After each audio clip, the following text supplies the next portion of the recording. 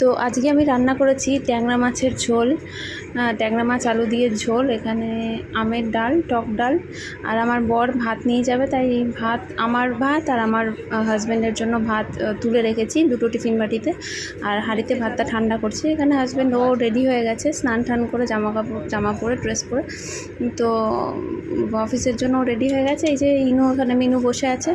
তারপরে ও বেরিয়ে গেলে আমি বেরোবো। এই যে কাচার জন্য ভিজিয়ে রেখেছি, সব কাছাকাছি করতে হবে। ইনু মিনুর খাবার মেখে দিয়ে দিয়েছি, ওরা খেয়েও নিয়েছে, খেয়ে দিয়ে এখন বসে আছে। আর এই রান্নাঘরে বাসনপত্র রয়েছে, রান্নাবান্না করে সব ছড়ানো ছিটানো, তো গোছাতে হবে। সব গুছিয়ে গাছিয়ে রেখে তারপরেই যাব। আর এদিকে এই হলো ফ্রাইড রাইসটা আসলে কালকে রাত্রে আনা হয়েছিল, আগের দিন রাত্রে ছিল। তো ওখানে ঢ্যাঁড়স ভাজা, ভেন্ডি ভাজা, আলু ভাজা, পটল ভাজা, কুমড়ো ভাজা, সব রকম ভাজা করেছিলাম। তো